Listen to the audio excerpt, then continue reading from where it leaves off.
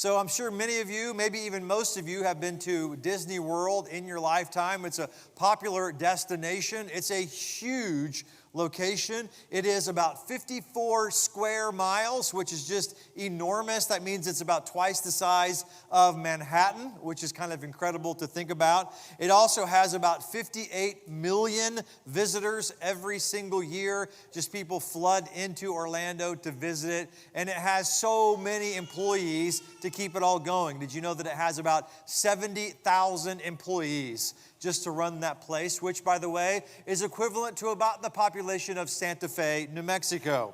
It's an incredible, incredible place, and it is renowned for being one of the happiest places on earth. But here's what's fascinating. Did you know this? 74%, or about 3/4 of the people, report feeling more stressed at Disney than before they went to Disney World. That is a true fact. Sometimes the very thing that is meant to bring us joy ends up giving us anxiety instead. Something that's supposed to meant to increase our joy sometimes detracts from our joy. And I want to talk a little bit about that this morning. I want to talk about how our blessings can become burdens and how to avoid that. Again, we're going to start with a verse, or actually I want to start with a fragment of a verse, and I kind of want to work our way out to a little bit more context as we go. But we're going to start by zooming in all the way into 1 Timothy chapter 6, verse 17, at least the beginning of verse 17, which says this. I love this. It says, God richly provides us with everything. What for? For what? For our enjoyment. Don't you love to hear that in the Bible? The Bible saying God gives everything. Why? So that you can enjoy it. I love to hear that. Now, I want to say I wasn't always a coffee drinker. I grew up most of my life maybe having a cup or two a year, every single year. But for some reason, I don't know if it was ministry or what it was, but about, 8 or 10 years ago, I began drinking coffee more regularly. And now I will confess I cannot start my day without about 16 ounces of coffee in my system. I just kind of am one of those people. I don't like it black. My wife drinks it, just the full on. Just give it to me straight. I like to sweeten it with some artificial sweeteners, and particularly Sweet and Low. I always drink Sweet and Low. It's my last name, right? So it's got to be a part of it. Why are you groaning at that? That is good. But I love it, and there's just something about, particularly like this time of year, as it gets a little bit colder and it's kind of cool and crisp in the morning, and you walk out and you have that hot cup of coffee in your hand. I have tried to avoid buying coffee out because it's so expensive nowadays, and so we make it at home, and I have it in my hand and I walk out. It's just an amazing thing, and I will just be honest with you, I really, really enjoy it. Something else I enjoy this time of year, and I am unashamed about this, I love pumpkin pie. I know it's not for everybody, and I love it especially with Cool Whip. In fact, I would reverse that. I would say I like a little bit of pumpkin pie with my Cool Whip. Just pile it on, pile it on, pile it on. And my sister, very graciously, every year this time of year, she buys me my own pumpkin pie. I think from Costco. Is that right, Amy? From Costco. She buys it. And have you seen those pumpkin pies from Costco? I mean, they're huge, right? But it's just for me. I will be honest with you. I enjoy pumpkin pie. I also have not made any secret of the fact that one of my favorite places on the planet is Red River, New Mexico. 8,500 feet above sea level, beautiful valley there in Red River, surrounded by mountains. It's one of my favorite places to go. We take my family there every single year, and I just can't get enough of it. I really enjoy Red River, New Mexico, which makes me think, boy, wouldn't I enjoy eating some pumpkin pie with a nice cup of coffee in Red River, New Mexico. That is about as good as it gets. I wonder what you enjoy. In fact, I invite you to think about that for just a second. Like what is it? God richly provides us with everything for our enjoyment. What is it that I enjoy? What do you just really, truly enjoy? I want you to think about it. And what I want you to think about is that God is not against your enjoyment. He is for it.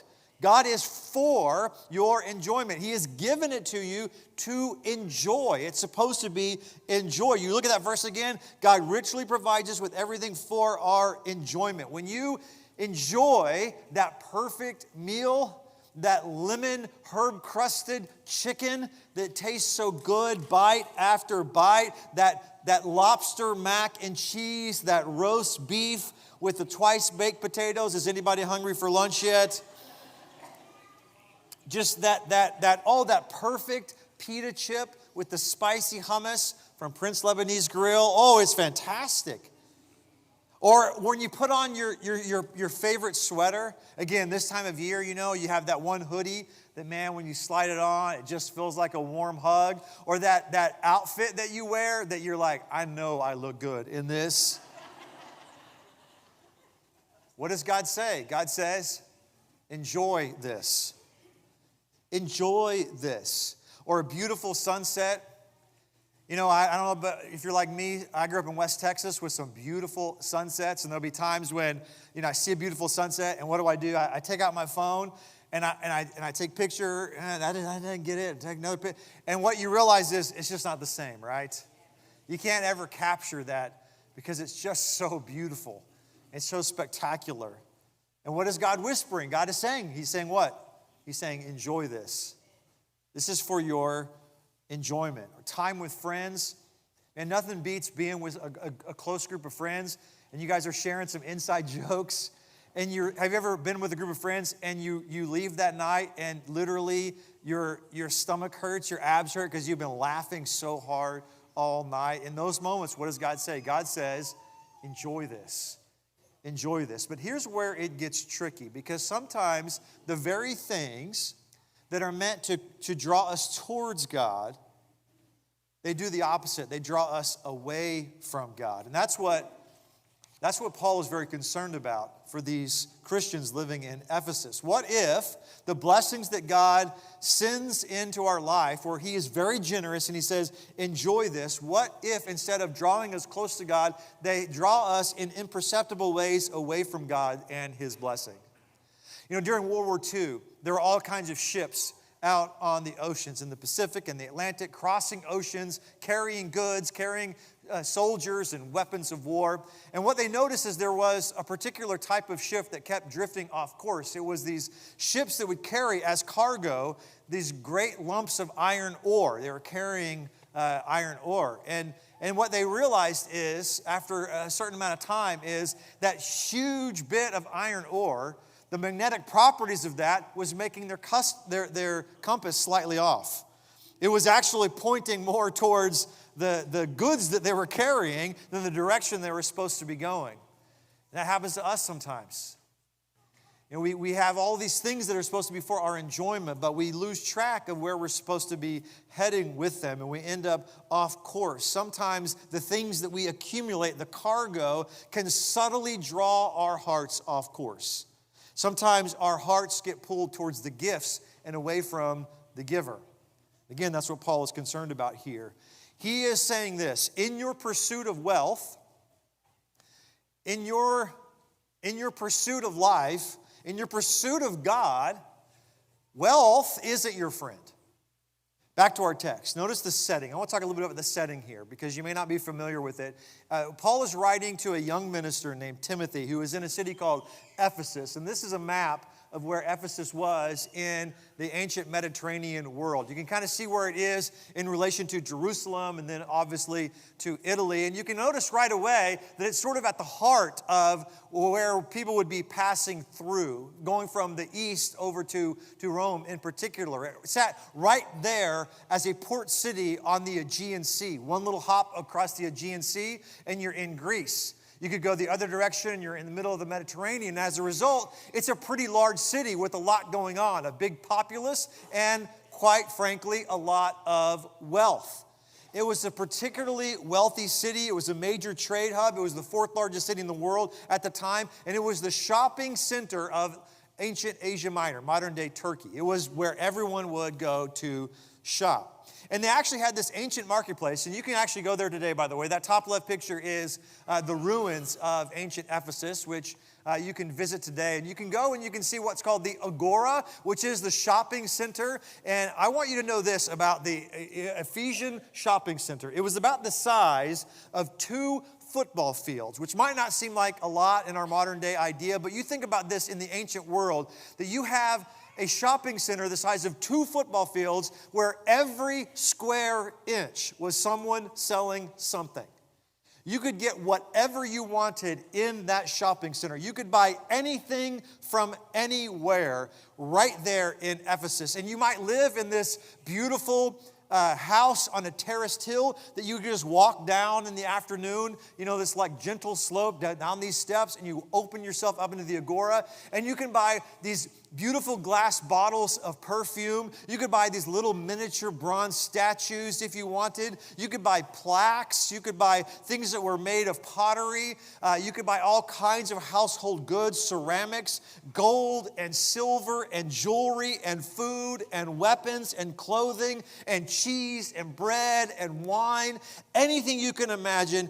In fact, basically this, take away our modern day electronics, and more or less anything else you wanted in that day, you could have. Anything we can have today that we might gift give in the next couple of months, you could gift give then, minus the modern day technology. Anything in the world you could have. Now, in that context, again, you have this verse. 1 Timothy chapter 6, verse 17. Let's zoom out and see more of the verse here. He says this, command those who are rich in this present world not to be arrogant, nor to put their hope in wealth, which was so uncertain, but to put their hope in God, who richly provides us with everything for our enjoyment. Now that verse starts off by saying, command those who are rich. And you may think, oh, these are like ancient people, and so we're talking about rich is having 4 goats instead of 1 goat. That is not what we're talking about. We're talking about extravagant wealth, where people, they understood what shopping was, and they understood what status was, and they understood what accumulating stuff was. Sound familiar? Very familiar with what would have been then, the Amazon system. Paul writes to Timothy, and he's writing to Timothy, who's ministering to Christians, and he's in Ephesus, in that town. And he's saying, listen, there are some attitudes that you need to avoid, and there are some habits that you need to get into. You need to coach these people who are wealthy to have the right attitudes and the right habits. So the first attitude he says to avoid is avoid arrogance. He says it outright. 1 Timothy chapter 6, verse 17. This point comes straight from the text. It says, command those who are rich in this present world not to be arrogant. Don't be arrogant. I want you to imagine this. I want you to imagine a little leaguer who's playing baseball, right? And he gets up the bat and he somehow manages to put it all together and he hits a home run. Imagine this little leaguer just slapping a home run and he's, rounding the bases. And imagine as he's rounding the bases, he's looking not just at his opponents, he's looking into his own bench and he's looking into the people who are watching and he's saying, I did this, I did this, I did this, I did this. And I want you to imagine, once he finally gets to home and he comes back into his dugout, his coach leaning down into him and asking, hey, who bought you your bat? Who brought you here today? Who taught you to hit? It's that idea that there's these 3 words that sort of reveal our real arrogance. And it is us saying, I did this. I did this. Did you though? Who gave you your abilities? Who placed you in this country? Who provided you with your opportunities? I mentioned a moment ago that I'm from West Texas, Lubbock specifically, and I was born in 1977. But what if instead of being born in Lubbock in 1977, what if I was born in Ethiopia in 1977? Did you know that in Ethiopia in 1977, Somalia got into a war with them? 2 of the poorest countries on the planet went to war over a particular landmass that they wanted. And eventually what happened was nothing. Nothing other than people being miserable. People dying and people starving. And it's just luck of the draw that I was born in Lubbock, Texas. No, it is a blessing from God that I was born in Lubbock, Texas in 1977 instead of Ethiopia in 1977. And the same for you as well. You're here right now, living an incredibly blessed life. And Moses warned about this. You know what Deuteronomy means? It means second telling. It is right before the people of Israel are going to go into the promised land. And he's like, I've already told you everything, but I'm going to tell you everything one more time, this second time, just in case. And one of the things he was worried about is that when they went into the promised land, things were going to be really, really good. And they were going to get this idea that it was all because of them. He said this in Deuteronomy chapter 8. He said, you may say to yourself, my power and the strength of my hands have produced this wealth for me. But remember the Lord your God, for it is He who gives you the ability to produce wealth. If we're going to have a right relationship with our stuff and our blessings, we can't be arrogant and think, well, I did this. We have to avoid arrogance. And also we have to avoid something else, and that would be false hope. We have to avoid false hope. You know, I think about what career advice did our grandfathers give to our fathers? I can imagine a conversation like this, where our grandfathers are telling our fathers, listen, son, this is what you need to do. You need to get a job at GM. Because if you can get into the auto industry, you can get a really good career there. You can stay there for 40 years, and when you're done, you can have a pension to lean on. I would say, is that good advice? It maybe was. Is it good advice today? I don't think so. It's not very good advice to say, hey, go into the auto industry nowadays. Who knows what's going to happen? And in just one generation, that much has changed. No one would say that anymore. This is what the worry is. We put our hope in wealth. Our hope is greatly misplaced. Again, back to the text. Look at 1 Timothy chapter 6. Command those who are rich in this present world not to be arrogant. That's the first attitude to avoid. But also, don't also put your hope in wealth. And why specifically? It gives a reason. Why? Because wealth is so incredibly uncertain. You can't put your hope in it. There was a day and time, again, that great financial advice would have been real estate. Oh, you got to get into housing, right? You got to buy a house. Why? Because the price of houses only goes up. And then 2008 happened, right? And there were all kinds of people who had over-leveraged themselves and bought all kinds of property that only ever went up, and now it wasn't doing that. It was absolutely cratering. Same with job security. There were some people that were, again, only a generation ago that had some really good jobs at places like BlackBerry and Blockbuster and Kodak and Toys R Us. Get you a job there and you are set. But here's what Paul is saying to Timothy to tell these rich people. Your wealth is uncertain. That is shaky ground, and you cannot put your hope in it as a result. But notice what is certain. It's not just that Paul is trying to yank the rug out from underneath the Christians there. He's saying, no, there is stability here. Look at 1 Timothy chapter 6, verse 17. It says, command those who are rich in this present world not to be arrogant, nor to put their hope in wealth, which is so uncertain. He says, but to put their hope in God, who richly provides us with everything for our enjoyment. We don't put our hope in the gifts. We put them in the giver. Enjoy your stuff. God says what? He says, enjoy this. Just don't put your hope in it. Don't make this your primary identity. You make money, the money doesn't make you. So avoid arrogance and avoid false hope. So what do we do? What are some things, those are some attitudes that we sort of avoid, but what habits can we learn? Well, one of them is we need to learn to serve. We need to learn to serve.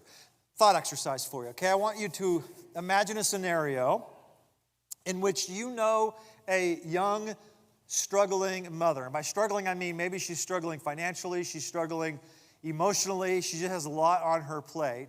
And I wonder how difficult a thing it might be for you if you were close with this mother and you felt comfortable enough that you decided after work one day, instead of going straight home, You're going to stop and you're going to buy a pizza or maybe even a couple of little pizzas, and you're going to go by her house and you're going to feed her for that night. She doesn't have to make dinner that night. And you're going to sit down with her at the table, and while she enjoys some pizza, you're going to hold one of her kids so she doesn't have to. She can actually eat in peace for a moment. I want to ask you, what difficulty level would you say that is? Like how hard of a thing is that for you to do? Would you say it's maybe a 2 in difficulty level, maybe a 3, or maybe you put that somewhat higher? Now I invite you to do this, flip it. Now you're that mom. You got a lot on your plate, got these babies running around. There's more month than money most months. And you think to yourself, I want to ask my friend to bring me a couple of pizzas. I want to ask him or I want to ask her to come and feed me and my family for the night and hold my baby for the night. Let me ask you something. What difficulty level would you put that on? Is it the same as bringing the pizza over? Probably not. Making that phone call and asking for that help is probably what? Probably a 7? An 8. For some of you, your palms are sweating just thinking about it. That is a full-on 10. And what we're saying here is when we offer service, the ROI is incredible. How simple and easy it is to do something for someone and bless them is far easier than the difficulty of actually asking for that help. Remember, Paul is coaching on what to tell and what to teach. That's what he's doing. He's saying, hey, Timothy, you're a minister. This is what you tell and this is what you teach. And this is what he says. Command those who are rich in this present world. Don't be arrogant. Avoid that attitude. Also, don't have false hope. Don't put your hope in these things like wealth that are so uncertain. Put your hope in God. But look at verse 18. He says, command them. This is what you tell. This is what you teach. Command them to do good. To be rich in good deeds. Now again, we have a shopping center the size of 2 football fields that has this incredible magnetic pull over all of these people who are living in Ephesus. And maybe you're thinking to yourself, well, maybe that's not me. We're going to talk about more of that in just one second. But here's what I want you to recognize. I want you to recognize that if you are traveling down from those terraced hills into the shopping center with a mind to serve others, that magnetic pull has a much different effect on you. And what I would say is service has a way of killing selfishness. Paul is like, listen, you got to get your energy flowing in a different direction. You got to coach your people to be rich in good deeds, to coach them to serve. And you have this idea where this good movement pushes out the bad movement. And if your heart is devoted to serving other people and to doing good, there's just going to be less brain space to take up of busyness of, I have a mission that is making money. Service kills selfishness. Let's go back to the text. Look at verse 18, 1 Timothy chapter 6. He says, command them to do good, to be rich in good deeds, and check this out, and to be generous and willing to share. So we learn to serve and we learn to share. Paul says, train them to give money away. Train them to share their stuff. Not just because it will help other people, but it will help them as well. There is something powerful about giving money away. For one, it is this immediate realization that I'm loosening my grip on it. But also there is this belief and this idea that you become a part of something bigger than yourself. And we talked about how the West Springfield work is a huge work for LST. Now, if you're not familiar with that ministry, it's these short-term mission trips that are funded by asking for people to donate money. Now, my family and I went on one to China, which was a particularly expensive one. We had all 4 people that we had to pay for to go on a Let's Start Talking trip. And they would tell you in the training for Let's Start Talking, it's going to be hard for you to ask for this money. What they told you is, they want to assure you of this. There are people that are out there, not only are they willing to give, they're happy to give, they want to give because they know the power of that partnership and they want to be a part of that. Ron, you know that's what they teach you, right? Which is real easy to say if you're not the one asking for money. But when you start asking for money, here's what you realize. It's true. It's true. Why is that? Why are there people who are not just okay with giving, but excited to give you money to go study the Bible using English as a second language classes with people? Why? Because they realize they get to be a part of something bigger than themselves. And they realize it's loosening their grip on their wealth because they get to share. That magnetic pull is being diminished. And I know, again, a lot of people they struggle financially, and it's hard to fit in sharing and giving when you are struggling. And maybe what every time you hear something about giving, particularly in a church context, you think about these reasons. Like, for example, it's not a good time right now for me to restrict my lifestyle. That's incredibly inconvenient right now because I have student loans, or I have kids, or I'm trying to save a down payment for a house, which is more expensive than it's ever been in the history of the United States. And what happens is you give that excuse for a little while, and then you turn around and you're 50 years old. And now you got to think about retirement. It wasn't just buying a house, but I got to think about how I'm going to live the rest of my life without working. And you realize there was never a good time. The deceptiveness is that we rarely tell God no. We usually just tell him later. I'll do that later.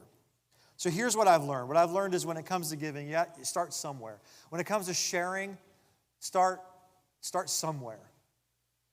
We're not talking about you got to give this percentage, you got to give all of this. No, we're just saying you got to start somewhere to release that magnetic pull that your stuff has on you. What does God say? God says, enjoy your food, enjoy your clothes, enjoy your vacation, enjoy your house. Don't let it have the ultimate allegiance.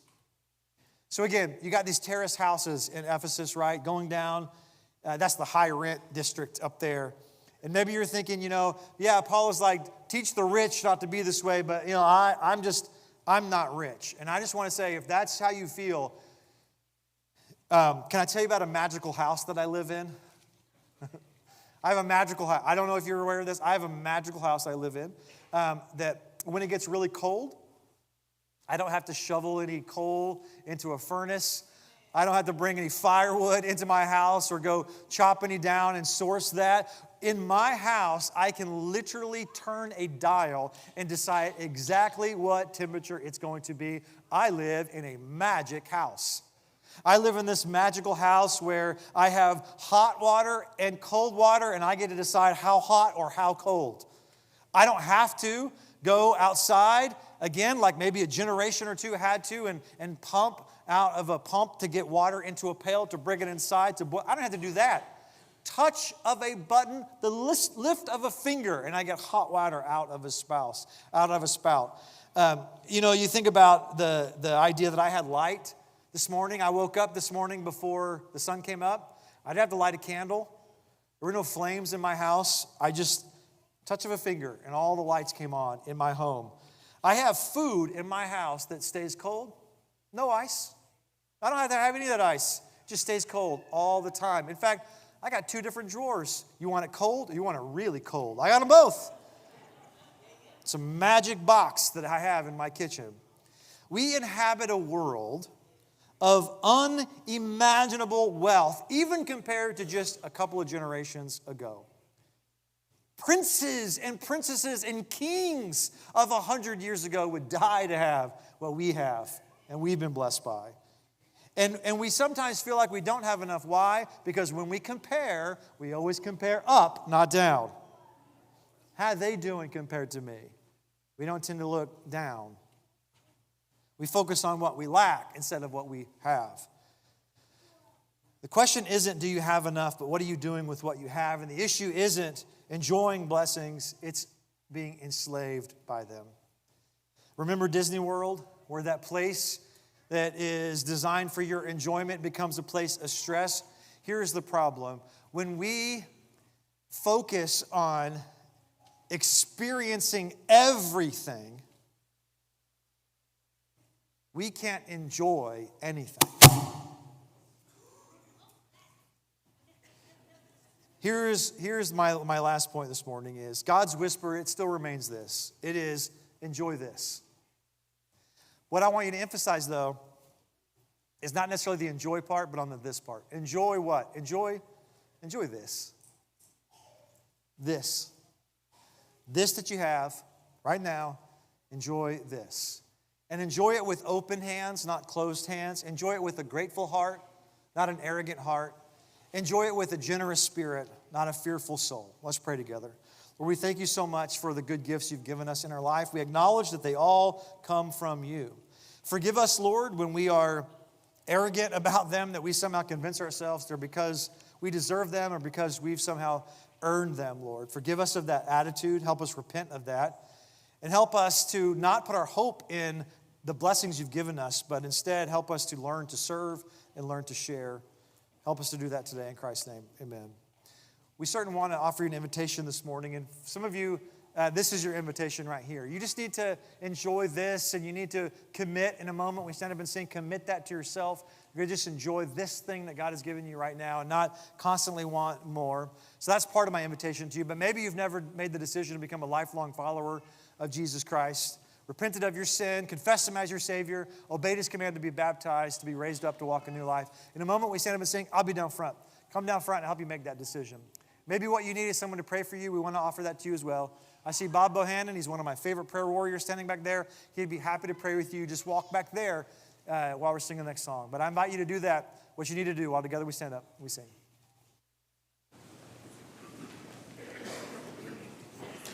Blessed be your name in a land that is plentiful, where streams of abundance flow. Blessed be your name.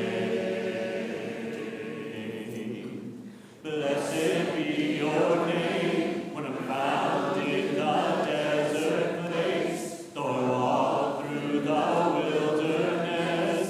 Blessed be your name. Every blessing you pour out, I turn back to praise. When the darkness closes in, Lord, still I will say, blessed be the name of the Lord. Blessed be your name. Blessed be the name of the Lord. Blessed be your glorious name. Blessed be your name when the sun's shining down on me, when the world's all as it should be. Blessed be your name. Blessed be your name on a road marked with suffering, so there's pain in the offering. Blessed be your name. And every blessing you pour out, I turn back to praise.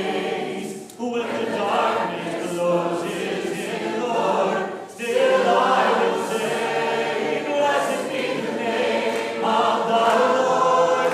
Blessed be your name. Blessed be the name of the Lord. Blessed be your glorious name. You give and take away. You give and take away. My heart will choose to say, Lord, blessed be your name. You give and take away.